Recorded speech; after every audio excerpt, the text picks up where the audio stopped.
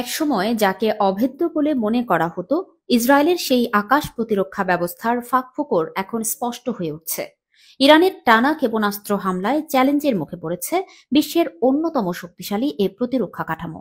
Iran দাবি করছে তারা ইসরায়েলের সামরিক সদর দপ্তর, কিরিয়া এবং একটি মোসাদ ঘাঁটি সহ অন্তত দুটি গুরুত্বপূর্ণ স্থাপনায় আঘাত এনেছে। পাশাপাশি ক্ষতিগ্রস্ত হয়েছে তেল আবিব সহ দেশের মধ্যাঞ্চলের আবাসিক এলাকাও। ইসরায়েলের প্রতিরক্ষা ব্যবস্থার মূল ভরসা আয়রন ডোম। এটি স্বল্প পাল্লার ক্ষেপণাস্ত্র শনাক্ত করে মাঝপথে ধ্বংস করে দেয়।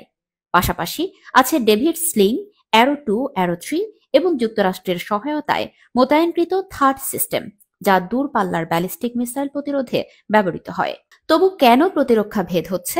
বিশ্লেষকরা বলছেন, ইরান একসঙ্গে শত শত ড্রোন ও ক্ষেপণাস্ত্র ছুড়ে ফেলে ইসরায়েলের প্রতিরোধ ব্যবস্থাকে বিভ্রান্ত করছে। এতে করে সিস্টেম ব্যস্ত হয়ে পড়ে আর প্রকৃত হামলাগুলো লক্ষ্যভেদে সফল হয়।